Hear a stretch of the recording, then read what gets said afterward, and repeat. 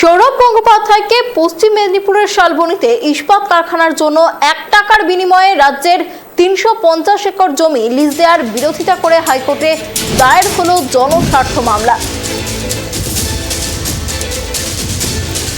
শালবনীতে ইস্পাত কারখানার জন্য সৌরভ গঙ্গোপাধ্যায়কে 1 টাকার বিনিময়ে রাজ্যের 350 একর জমি লিজ দেওয়ার বিরোধিতা করে হাইকোর্টে দায়ের হলো জনস্বার্থ মামলা।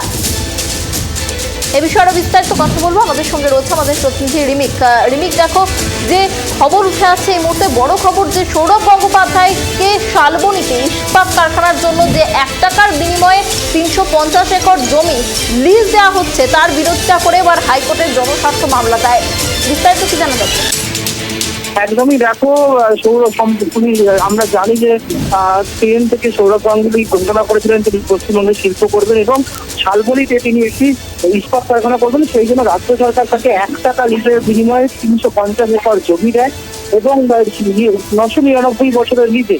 কিন্তু এই জমিকে নিয়েই কিন্তু কলকাতা হাইকোর্টে মামলা দেওয়া হয়েছে। কেন অভিযোগ যে সৌরভ গঙ্গোপাধ্যায়কে যে জমি দেওয়া হয়েছে সেটা একটি প্রয়াগ গোষ্ঠীর, যে গোষ্ঠীগুলি চিটফান্ড কেলেঙ্কারিতে জড়িয়ে পড়ে এবং অভিযোগ যে 2700 কোটি টাকা যেটা প্রতারণা চিটফান্ডের সেইখানে নাম দেওয়া প্রয়াগ গোষ্ঠী এবং এই প্রয়াগ গোষ্ঠীর কাছেই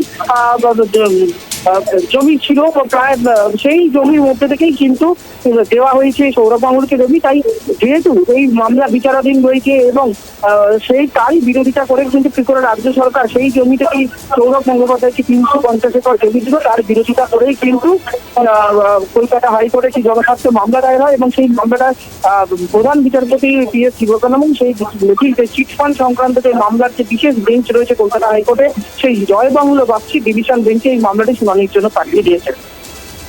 অনেক অনেক ধন্যবাদ রিমিক আমাদের সঙ্গে থাকার জন্য। আপনাদের আরো একবার জানিয়ে রাখি যে গুরুত্বপূর্ণ খবরের দিকে আমাদের নজর রয়েছে। সৌরভ গঙ্গোপাধ্যায় তিনি শালবনীতে যে ইস্পাত কারখানা করার কথা ছিল তার সেই জমি 350 একর জমি 1 টাকায় লিজ দেওয়ার জন্য এবার জনস্বার্থ মামলা দায়ের হলো এবং এই মামলা ডিভিশন বেঞ্চে তার শুনানি হবে বলে জানা যাচ্ছে।